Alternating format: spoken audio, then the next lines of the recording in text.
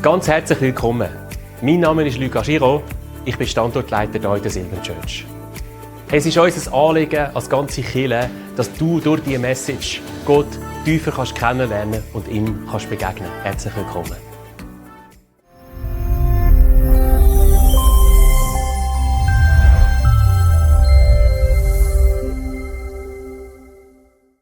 Ja, meine Frage an euch, wer hat sich letzte Woche so richtig gehend einmal aufgeregt? Okay, nur zwei. Nein, es sind ein bisschen mehr. Und wenn man ein bisschen länger darüber nachdenkt, doch, vielleicht doch alle. Also, weißt du, so richtig, so brutal, so innerlich, so richtig genervt. So. Genau, das wäre jetzt nämlich der nächste Punkt. Zu Recht. Also, du hast das Gefühl gehabt, du bist völlig im Recht.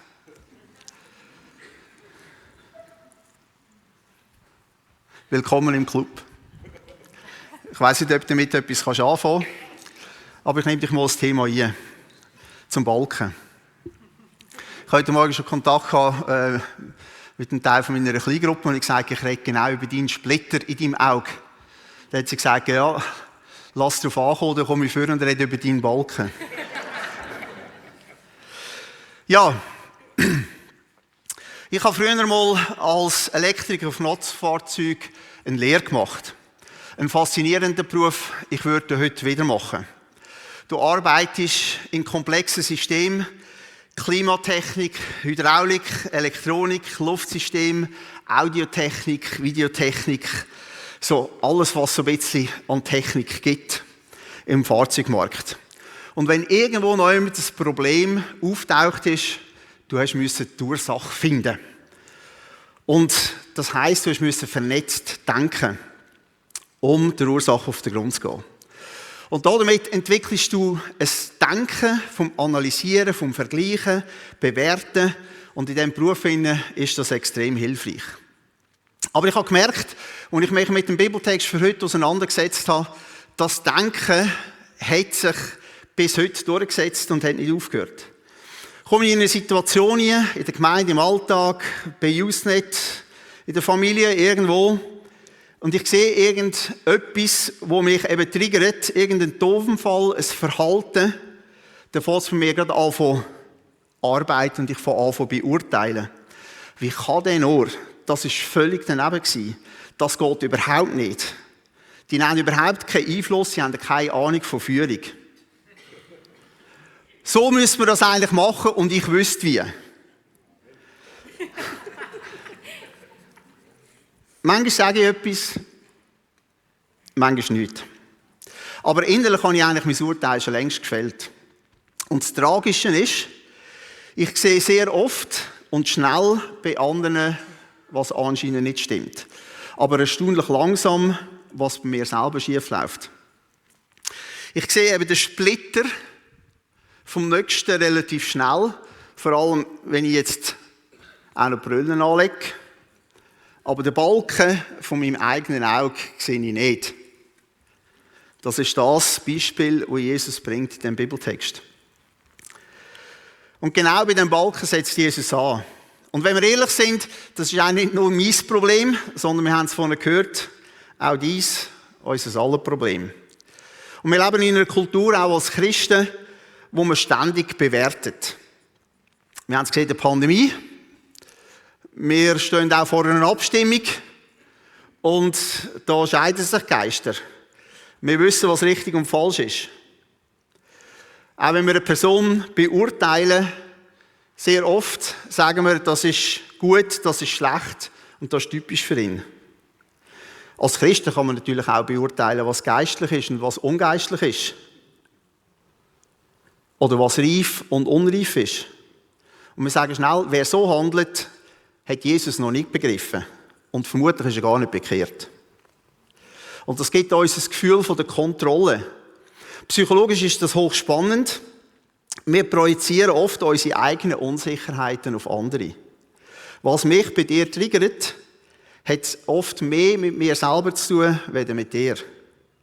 Oder anders gesagt, ich sehe den Splitter bei dir, weil ich eigentlich mich gar nicht um meinen Balken kümmere und gar nicht sehe. oder vielleicht auch nicht will. Noch kritischer wird es, wenn wir aber von dem Balken wissen. Und wir wissen, dass wir gar nicht das ganze Bild haben und dennoch ein Urteil abgeben.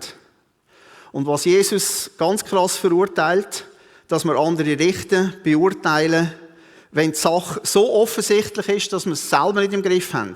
Und es ist peinlich, wenn wir den eigenen Splitter, wenn wir zwar meinen, den Splitter zu sehen, und alle um uns herum wissen, dass wir zu dem Thema selber einen Balken im Auge haben. Und da beginnt Jesus bei dir und bei mir. Wir verurteilen, oder noch schlimmer, wir urteilen aus unserer Perspektive. Oder eben aus unserem Defizit. Und das ist Überheblichkeit. Wir setzen uns als Richter ein über den Nächsten. Der Petrus sagt in 1. Petrus 5,5, und der Petrus war ja auch sehr schnell im Urteilen, denn Gott widersteht den Hochmütigen, aber den Demütigen gibt er Gnade. Wir überheben uns über den anderen und tun so, als hätten wir den völligen Überblick. Damit geht es eigentlich nicht um ein falsches Denken, sondern es geht um unser Herz. Wir setzen uns selber auf den Richterstuhl. Die Bibel nennt das Stolz. Und Gott sagt, im Stolzen widerstehe ich. Weil es ein Herzensproblem ist, redet Jesus genau darin nie und zeigt uns einen anderen Weg. Und jetzt müssen wir den Bibeltext anhören. Wenn das Beispiel mit dem Splitter und dem Balken eben nicht isoliert dasteht und wir unsere eigenen Ableitungen machen, sondern der Splitter und der Balken ist eingebettet in eine radikale Botschaft von Jesus. Und ich mich mit dem Text auseinandergesetzt habe, habe ich gedacht, ja, Stefanie hat gesagt, da können wir nichts Predigten daraus machen, aber es war eine Predigt von Jesus, tak, tak, tak, tak, tak. Und ich überlege mir, wie haben das die Leute überhaupt alles verarbeiten können. Sind ihr parat? Lukas 6, 36 bis 42. Aber euch, die mir zuhört, sage ich, liebt eure Feinde, tut denen Gutes, die euch hassen, segnet die euch verfluchen, betet für die euch Böses tun. Schlägt dich jemand auf die eine Backe, dann halt ihm auch die andere hin. Und nimmt dir jemand den Mantel, dann lass ihm auch das Hemd. Gib jedem, der dich bittet, und wenn dir jemand etwas nimmt, dann fordere es nicht zurück. Handelt allen Menschen gegenüber so, wie ihr es von ihnen euch gegenüber erwartet. Und jetzt kommt Jesus und er begründet die Aussage aus göttlicher Perspektive. Wenn ihr die liebt, die euch Liebe erweisen, verdient ihr dafür etwa besondere Anerkennung? Auch die Menschen, die nicht nach Gott fragen, lieben die, von denen sie Liebe erfahren. Auch wenn ihr denen Gutes tut, die euch Gutes tun, verdient ihr dafür besondere Anerkennung? So handeln doch auch die, die nicht nach Gott fragen. Und wenn ihr denen leiht, von denen ihr ebenfalls etwas erwarten könnt, verdient ihr dafür besondere Anerkennung. Auch bei denen, die nicht nach Gott fragen, leiht einer dem anderen, in der Hoffnung auf eine entsprechende Gegenleistung. Nein, gerade eure Feinde sollt ihr lieben. Tut Gutes und Leid, ohne etwas zurückzuwarten. Und jetzt, von Gottes Sicht, dann wartet eine große Belohnung auf euch. Und ihr werdet Söhne und Töchter des Höchsten sein. Denn auch er ist gütig gegen die Undankbaren und Bösen. Und da sehen wir das Herz von Gott. Seid barmherzig, wie euer Vater barmherzig ist. Richtet nicht und ihr werdet nicht gerichtet werden. Verurteilt nicht und ihr werdet nicht verurteilt werden. Sprecht frei und ihr werdet freigesprochen werden. Gebt und es wird euch gegeben werden. Ein volles Maß wird man euch in den Schoß schütten. Ein reichliches Maß, bis an den Rand gefüllt und überfließend. Denn das Maß, das ihr verwendet, wird auch euch verwendet werden. Jesus gebrauchte noch einen Vergleich. Er sagte, kann ein Blinder einen Blinden führen? Werden nicht beide in die Grube fallen? Ein Jünger steht nicht über seinem Meister. Wenn er alles von ihm gelernt hat, ist er höchstens so weit gekommen wie sein Meister. Wie kommt es, dass du den Splitter im Auge deines Bruders siehst, aber den Balken in deinem eigenen Auge nicht bemerkst? Wie kannst du zu deinem Bruder sagen, Bruder, halt still. Ich will den Splitter herausziehen, der in deinem Auge sitzt. Und bemerkst dabei den Balken im eigenen Auge nicht? Du Heuchler, zieh zuerst den Balken aus deinem eigenen Auge, dann wirst du klar sehen und kannst den Splitter, der im Auge deines Bruders ist, herausziehen. Sehr kompakt. Jesus hat predigt und es ist Schlag auf Schlag gegangen. Und wenn wir so den Bibeltext durchlesen, merken wir selber, hey, wow, ich muss Satz für Satz genau studieren, dass ich überhaupt checke, was er da gesagt hat. Versuchen wir es mal nachvollziehen und das ein bisschen zu erläutern. Was ist der Maßstab von dem, was ist die Grundlage von dem, wo Jesus seine Predigt da formuliert? Die Grundlage ist Gottes Barmherzigkeit. Er sagt im Vers 36, seid barmherzig, wie auch euer Vater barmherzig ist. Und das ist der Schlüssel. Jesus fängt nicht dort an und sagt, mach einfach. Oder streng dich mehr an. Oder du musst dich halt anders verhalten. Sondern er fängt an, so ist Gott.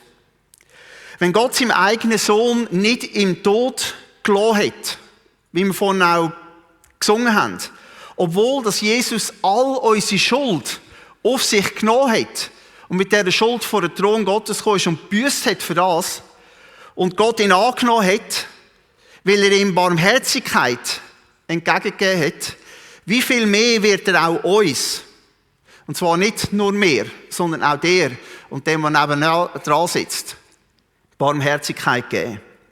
Gott ist Barmherzigkeit. Er hat tiefes Erbarmen. Er hat mitfühlende Liebe. Obwohl, dass er alles sieht von uns allem. Deine Stärken, deine Schwächen, deine Verletzungen, dein Versagen. Und wenn überhaupt irgendjemand Recht hat zu richten, dann er. Und genau da fängt die Veränderung an. Nicht in unserem Denken, nicht unser Denken formt zuerst unser Herz, sondern Gottes Barmherzigkeit, wo unser Herz trifft. Wenn wir verstanden haben, was Jesus für uns da hat, was er für uns gelitten hat, dass er seine Herrlichkeit verloren hat, um das alles auf sich zu nehmen, damit wir einen freien Zugang zu Gott bekommen, dass er uns unsere Schuld kann nehmen kann. Wenn wir das begriffen haben, wird das auch unser Denken, unser Herz und auch unser Handeln verändern. Johannes, einer von seinen Jüngern, sagt, wenn jemand hört, was ich sage, respektive Jesus, Johannes zitiert da, wenn jemand hört, was ich sage und sich nicht daran hält, dann bin nicht ich es, der ihn verurteilt. Denn ich bin nicht gekommen, um die Welt zu verurteilen, sondern um die Welt zu retten. Also da das Herz von Jesus. Wer mich ablehnt und das, was ich sage, nicht annimmt, der hat seinen Richter damit schon gefunden. Das Wort, das ich gesprochen habe, wird ihn am letzten Tag verurteilen. Das, was Jesus anspricht mit dem Maß, das Maß, das wir anlegen, wird auch uns treffen. Er bietet uns jedoch an, den Weg zu gehen, den er uns vorschlägt. Der Weg, der bei Gott Anerkennung findet und nicht bei den Menschen primär. Und zwar indem, dass wir lernen, so miteinander umzugehen, wie er mit uns umgeht. Er fordert uns auf, einander zu lieben. Eine Liebe, die über das Normale ausgeht. Und das ist krass. Er sagt, liebet eure Feinde. Tut Gutes. Segnet, betet für die. Und Jesus stellt eine provozierende Frage. Was ist besonders daran, die zu lieben, die dich lieben? Eigentlich müssen wir sagen, eigentlich nichts. Das macht ja jeder. Aber jetzt wird es herausfordernd. Er sagt, liebt deinen Feind.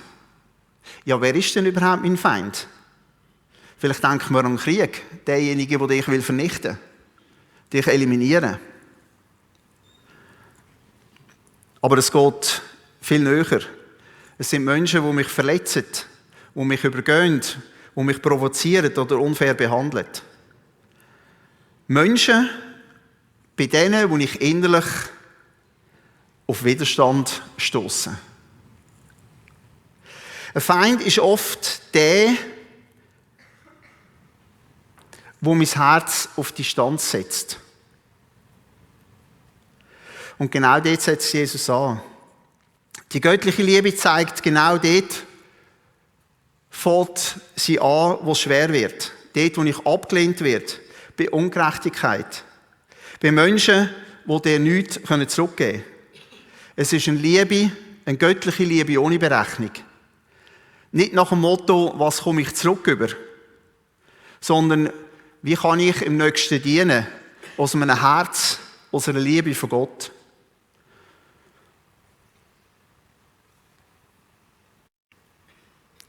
Eine Person wird nicht automatisch dein Feind, sondern wird zum Feind durch deine innere Reaktion, indem dass wir bewerten, analysieren, uns verhärten und uns innerlich zurückziehen oder der Nächste abwertet. Jesus lädt dich ein, hängend am Kreuz mit ausgestreckten Armen. Genau an diesem Punkt durchzubrechen.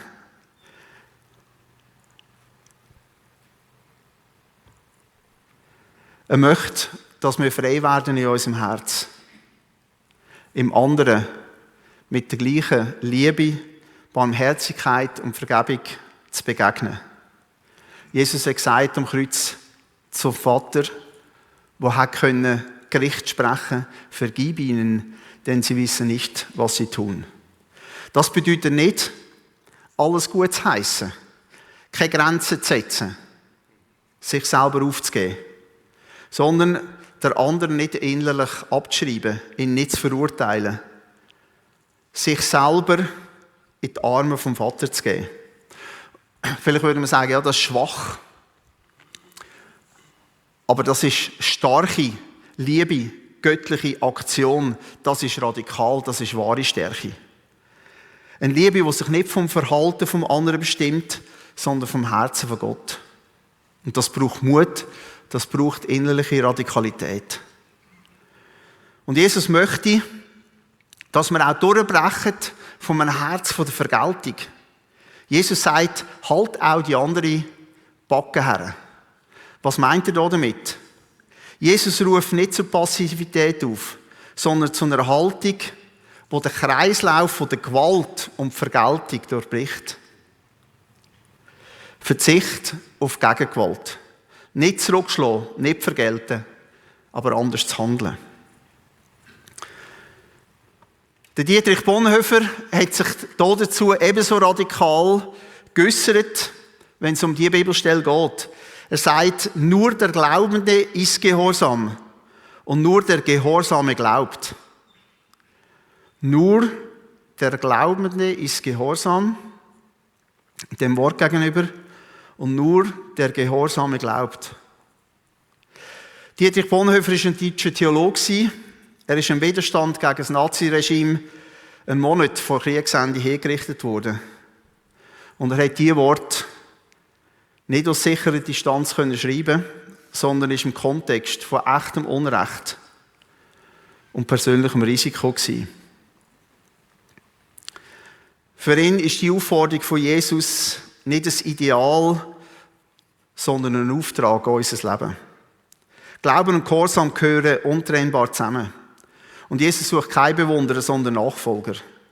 Und es reicht nicht, wenn Jesus Wort kennen, sondern Jesus möchte, dass wir das, was er uns sagt, auch leben. Die andere Backe herheben bedeutet dann, lieber Unrecht zu erleiden, als Unrecht zu tun. Lieber zu verzichten, als zurückzuschlagen. Lieber Christus zu folgen, auch wenn es etwas kostet.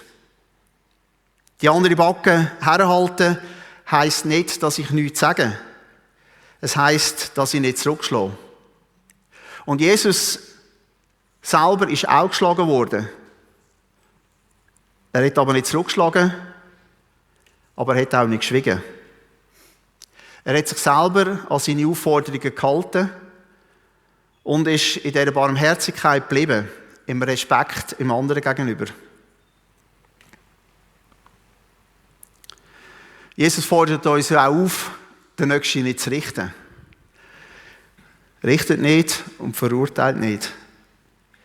Da geht es nicht darum, dass wir Situationen von unserem Umfeld nicht mehr beurteilen. Das höre ich ja manchmal. Ja, du darfst nicht urteilen. Nein, da geht es nicht. Es geht um etwas Tieferes.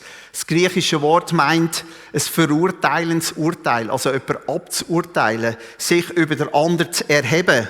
So ein innerer Satz, ich bin so oder so besser wie du, ich weiss es besser. Und Jesus sagt, das Maß mit dem, was du messest, kommt auf dich zurück. Nicht als ein mechanisches Gesetz, sondern als ein Lebensprinzip. Wenn du in Verurteilung lebst, wirst du selber hart. Anderen gegenüber, aber auch gegenüber dir. Und dann passiert etwas. Entweder du erhebst dich über den anderen, ich bin besser, dann wirst du stolz. Oder du zerbrichst innerlich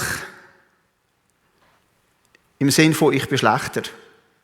Beides zerstört. Und genau da bringt Jesus an einer anderen Stelle ein starkes Bild.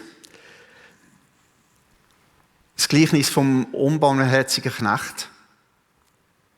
Ihr kennt es. Ein Mann bekommt eine riesige Schuld erlassen. Pure Gnade. Pure Barmherzigkeit, er hat die Schuld nie zurückzahlen. Aber innerlich hat es bei ihm nichts verändert. Und kurz darauf kommt einer zu ihm, der selber Schulden hat bei ihm, und er erlässt sie nicht. Sondern gnadenlos fordert er die Schuld zurück, was ihm zusteht. Und Jesus macht dort klar, wer Barmherzigkeit empfangen hat, aber die nicht weitergibt, hat sie nicht verstanden und steht in Gefahr, dass er sie durch sein Verhalten im gleichen Maß beurteilt wird. Von Menschen, aber auch von Gott. Und das ist der Punkt. Wir richten sehr oft dort am härtesten, wo wir selber vergessen haben, wo uns vergeben worden ist. Gottes Barmherzigkeit ist nicht irgendein Goodie, ein kleines Extra, sondern es ist die Grundlage von unserem Leben. Und wenn ich aus dieser Barmherzigkeit lebe, dann verändert sich mein Blick. Ich muss mich nicht mehr über andere stellen. Ich muss mich aber auch nicht selber verurteilen. Denn ich lebe hier davon, dass Gott mich nach seinem Maß misst. Nach seiner Barmherzigkeit. Und darum kann ich anfangen und lernen, den Nächsten mit dem gleichen Maß zu sehen. Nicht verurteilend, sondern barmherzig.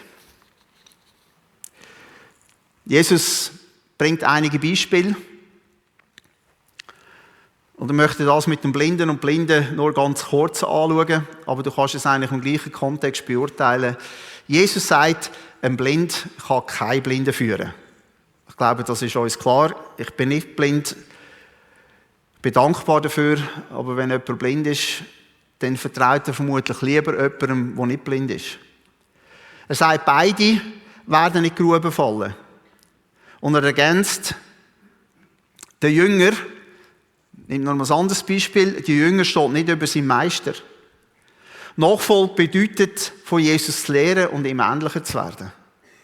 Und wer andere richtet, ohne sich selber zu erkennen, sich selber zu reflektieren, ist geistlich blind und hat noch nicht vom Meister gelehrt. Aus dem Grund brauchen wir es, dass Gott uns die Augen öffnet, damit wir nicht verurteilen, sondern barmherzig begleiten.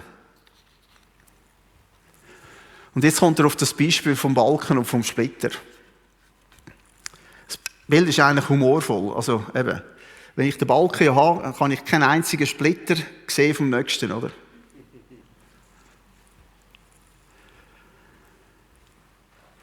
Und trotzdem stellen wir uns in die Position ich helfe dir. Ich will dich zurechtweisen. Ich will dir sagen, wie es geht. Ich weiss es. Frag nur mich. Und das Problem ist nicht, dass wir den Splitter nicht sehen würden, sondern das Problem ist, wo wir anfangen, beim anderen. Und Jesus fordert uns auf und sagt, nimm zuerst den Balken von deinem Auge weg,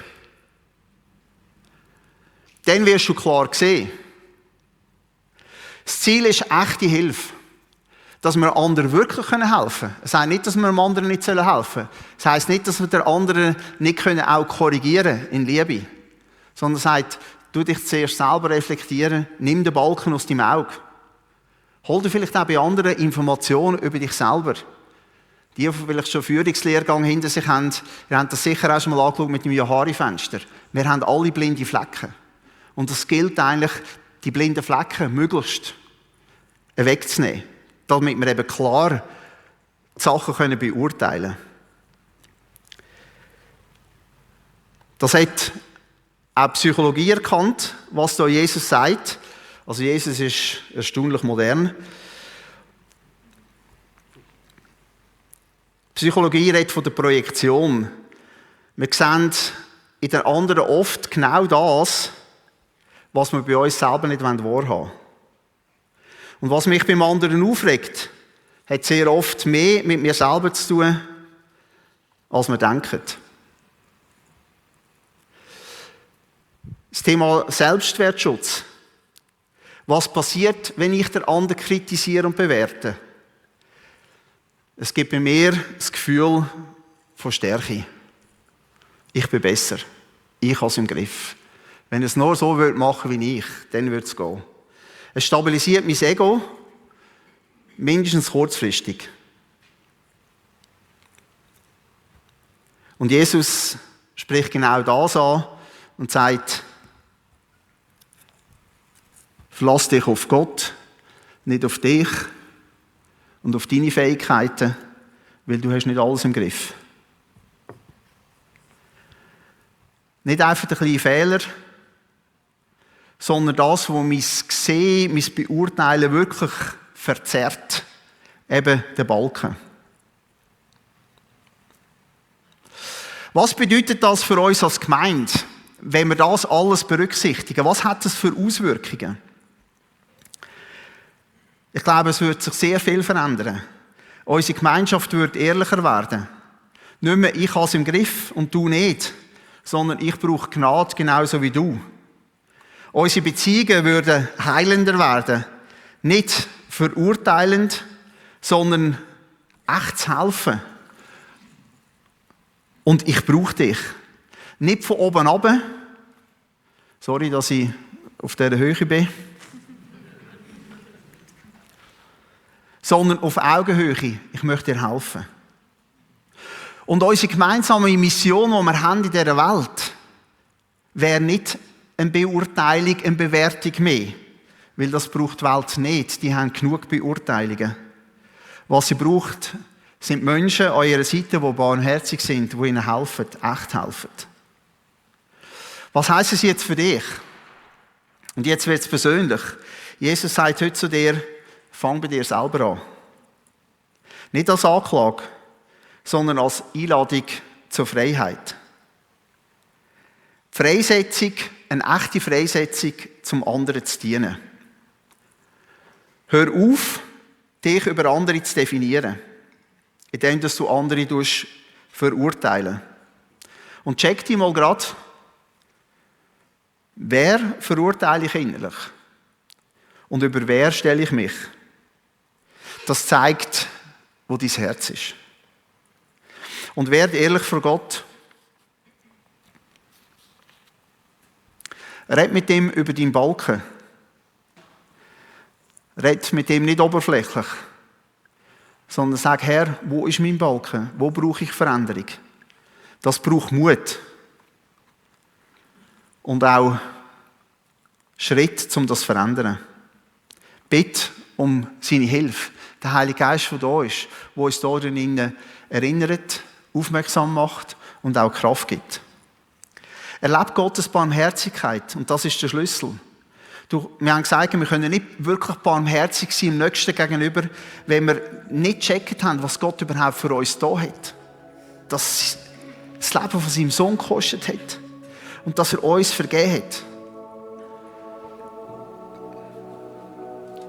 Und wenn ich die Bibel richtig verstehe, gerade auch im Kontext vom Römerbrief, wir sind alle elende Sünder. Das Einzige, was uns hervorhebt, ist das, was Jesus für uns da hat und dass wir das haben können annehmen und dass wir gerechtfertigt sind vor Gott.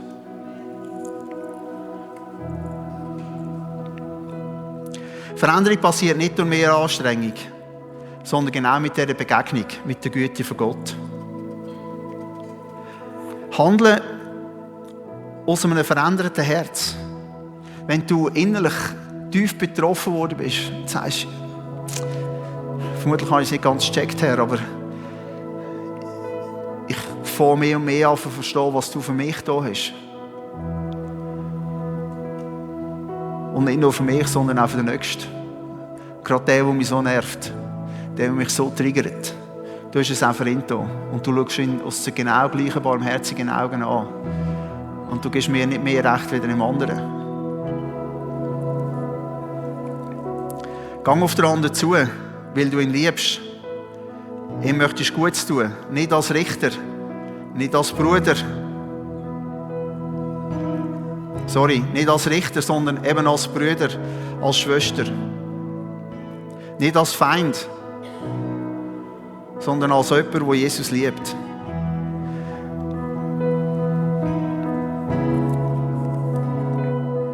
Frage, warum fängt Jesus bei dir an?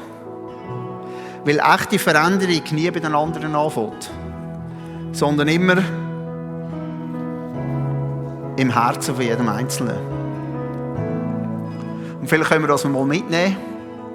So, eigentlich möchte Jesus Jesus möchte uns und andere von uns selber schützen.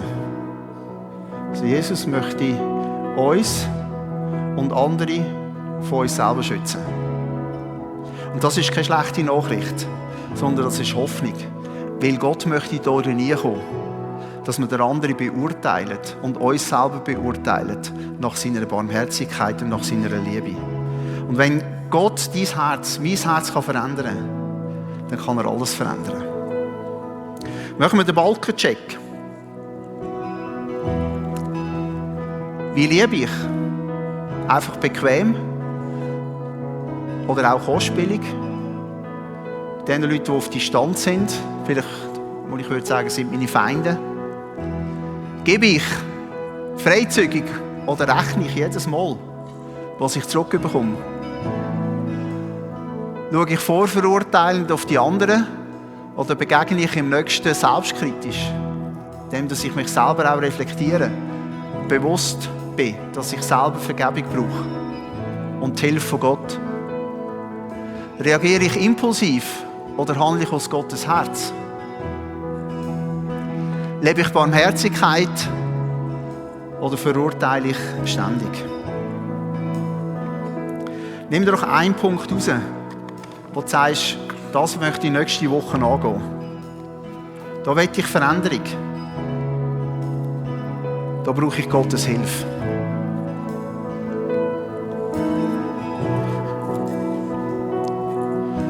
Und dann wird der Balken, der vor deinem Auge und vor meinem Auge ist, können weggetan werden. Und wir werden fähig sein, im Nächsten in Liebe zu begegnen, in Wertschätzung und im Echt zu helfen, dass der Splitter aus seinem Auge entfernt werden kann. Danke vielmals, bist du heute dabei gewesen. Wir hoffen, dass die Message dir geholfen hat, Gott tiefer kennenzulernen und mit ihm vorwärts zu kommen. Falls du Fragen oder Anmerkungen hast, würden wir uns freuen, von dir zu hören. Melde dich einfach über unsere Homepage www.silbern.church. Wenn die Botschaften für dich ein Segen sind, würden wir uns über deine Unterstützung freuen. Es hilft uns, weiter das zu machen, was wir tun. Du kannst das ganz einfach über eine eingeblendete Twint-Code machen. Natürlich gibt es auch noch andere Möglichkeiten, die findest du auf unserer Homepage unter www.silbern.church. www.silbern.church/spenden. Hey, und so wünschen wir dir Gottes Segen und seine Power. Bis gleich.